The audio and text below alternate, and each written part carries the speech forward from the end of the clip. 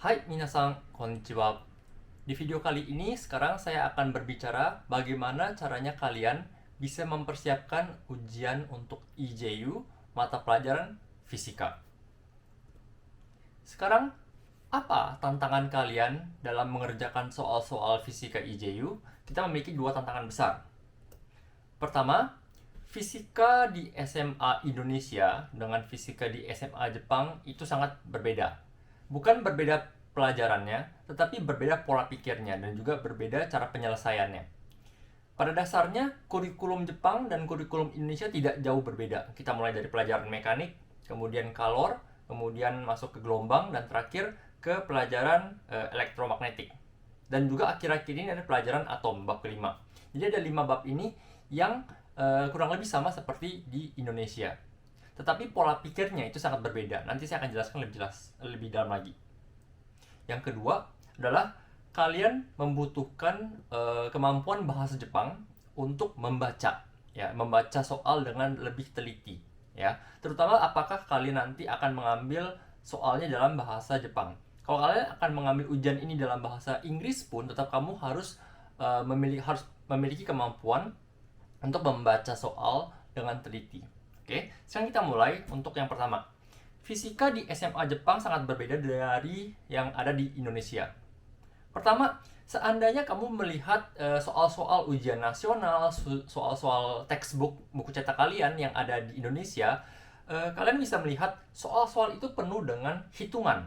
Kamu memiliki soal, dan kamu dikasih tahu gayanya berapa, kemudian konstantanya berapa, kamu hitung, dan berapa energinya, misalnya seperti itu, ya. Jadi seandainya kalian tidak mengerti teorinya, apa sih pengertian dari hukum Newton, apa sih pengertian dari hukum Faraday, kamu nggak ngerti teorinya, tetapi kamu tahu rumusnya. Oh, F itu sama dengan M kali A, W itu sama dengan F kali D, dan seperti itu. Kalian bisa mengerjakan soalnya, kamu masukkan angkanya, kamu hitung, asalkan matematika kalian benar, kalian bisa mendapatkan nilai dari soal tersebut. Masalahnya, di Jepang tidak segampang itu. Kenapa? Karena soal di Jepang itu meminta kalian untuk membuat rumus daripada suatu situasi. Jadi misalnya, kalau di Indonesia situasinya sudah banyak yang gampang. Misalnya kamu punya bola dilempar dari atas ke bawah, atau lempar parabola, dan seperti itu. Tetapi di Jepang, soal-soal fisika itu dibuat dalam situasi yang kompleks. Misalnya, bolanya dilempar, kemudian mantul dengan tembok, dan ketinggian sekian, dan sangat-sangat kompleks, ya. Jadi kalian ditantang untuk menghitung berapa nilai dari sebuah satuan di dalam bentuk rumus, bukan dalam bentuk angka. Jadi itu yang membuat soal fisika Jepang dan fisika di Indonesia itu sangat berbeda. Nanti saya akan kasih contohnya, oke?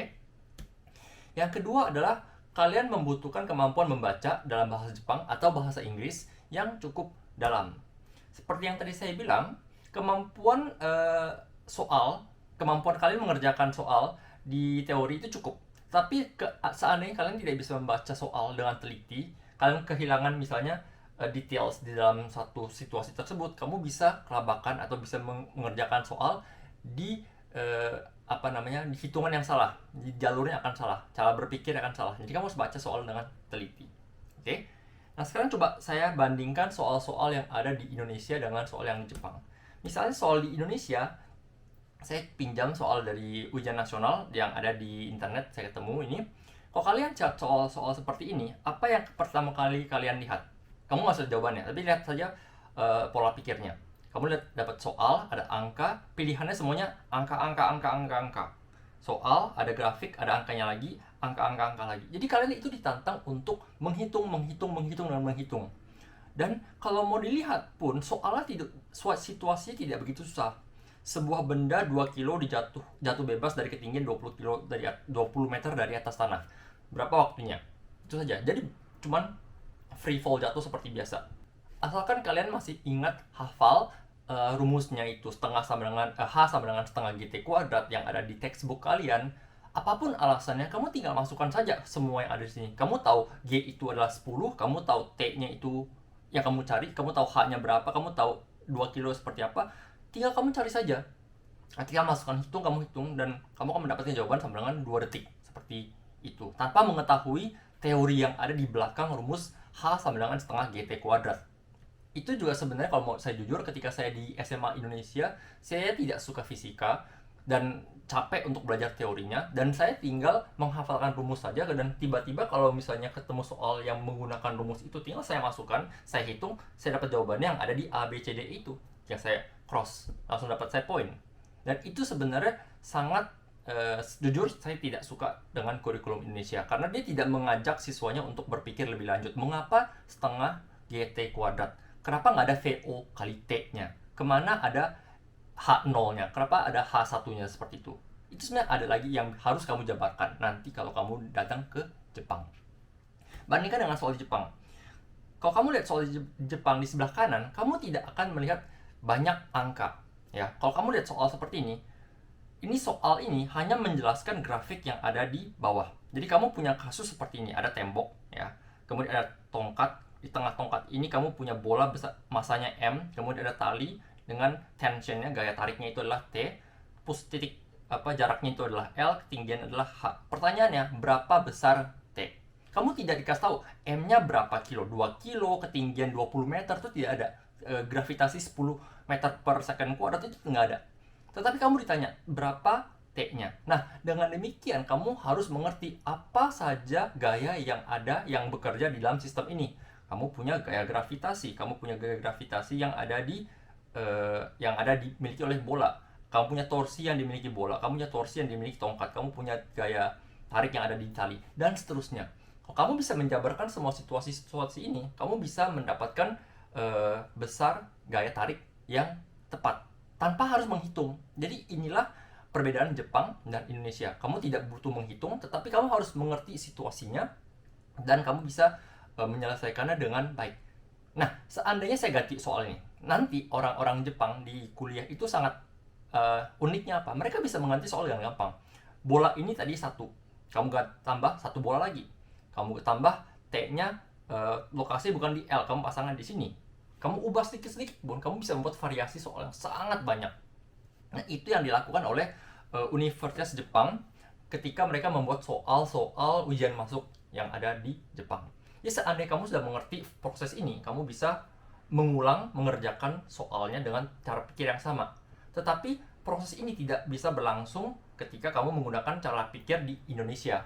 Kalau kamu punya H sama dengan setengah GT kuadrat, ketika misalnya bolanya itu bukannya dilempar ke bawah tapi lempar ke atas duluan, maka kamu nggak bisa menggunakan rumus ini. Dan seperti itu. Jadi kondisinya sangat terbatas di dalam bahasa Indonesia. Oke? Nah, bagaimana caranya kalian bisa menghadapi soal IJU? Kamu pertama harus mengulang teori fisika dari awal. Jangan malas untuk membaca mengapa teori Newton itu 1, 2, 3 isinya seperti apa, dan mengapa rumusnya sama dengan F sama dengan M kali A, dan seperti itu. Teori-teori itu sangat gampang sebenarnya. Cuman saking gampangnya kita tidak mau melihat lagi, tidak mau membaca lagi, karena kita sudah terlanjur hafal rumusnya yang udah ada. F sama dengan M kali A, selesai, nggak ada lagi yang lain. Kamu punya F sama dengan mg itu gaya gravitasi. Kamu punya F sama M kali A itu percepatan, dan sebagainya. Kamu punya misalnya F sama dengan K/Q per R kuadrat itu gaya listrik statis. Ya sudah, itu saja selesai. Kamu nggak usah baca lagi gaya Coulomb itu seperti apa. Dan itu yang sangat fatal bagi kita orang-orang Indonesia yang tidak mau belajar ulang. Jadi itu yang harus kamu lakukan pertama. Dan saya sarankan dalam bahasa Jepang bacanya, atau bahasa Inggris minimal, untuk mengetahui pola pikir mereka itu berbeda dengan pola pikir kita yang ada di Indonesia. Kemudian kedua, kita berpikir dalam. Kamu boleh menghafal rumus, ya. Jadi seandainya banyak anak-anak yang dulu saya pernah ajarkan itu, mereka sudah sangat jago di fisika, mereka punya rangkaian rumus di dalam otak mereka, dan ketika melihat soal yang sama, pattern yang sama, mereka langsung bisa mengerjakan. Oh, kalor Q sama dengan MC delta T, langsung mereka hitung, langsung kerjakan. Tapi masalahnya kalau kamu tidak bisa mengaplikasikan rumus itu ke soal-soal di situasi yang berbeda, itu sangat fatal dan tidak ada gunanya. Maka dari itu kamu harus bisa berpikir dalam, menggunakan rumus yang praktis dan teorinya itu, sehingga kamu bisa membuat rumus kamu sendiri di situasi yang berbeda. Oke? Dan terakhir, kamu harus mengerjakan banyak variasi soal. Jadi kalau kamu punya satu soal ini, kamu sudah bisa, kamu ganti variasinya. Kamu tambahkan S-nya 1 kilo, 2 kilo, kamu ganti dari S jadi misalnya apa, kamu misalnya punya listrik statis, kamu ganti dari misalnya satu kondensor jadi dua kondensor, dari seri ke paralel, kamu ganti bolak-balik, kamu tidak ada hitungan, tetapi kamu harus membuat rumus satu sama lain. Dari situ kamu bisa melihat, oh kalau rumusnya seperti ini, maka misalnya tegangannya lebih besar, voltasenya lebih besar, lebih kecil. Dan ketika membandingkan, kamu bisa berpikir secara logika. Kamu tidak usah menggunakan kalkulator, kamu tidak usah menghitung, dan itu yang sangat dibutuhkan oleh fisika di Jepang. Asalkan kamu sudah bisa menghitung, bisa membuat rumus, dan berpikir secara logika, kamu akan lebih cocok, akan lebih siap dalam menghadapi pelajaran-pelajaran di kuliah dan juga research di kuliah nanti. Oke? Jadi itu saja untuk video kali ini. Saya akan ketemu kalian di pelajaran-pelajaran fisika ke depan. Jangan takut mengerjakan soal fisika, jangan kaget, tapi harus serius dalam belajar ini. Karena ini adalah pelajaran yang menurut saya paling susah untuk anak-anak Indonesia yang tidak biasa dengan soal-soal fisika di Jepang. Baik, kalau gitu semangat belajar. Benkyou, ganbatte kudasai. Sayonara.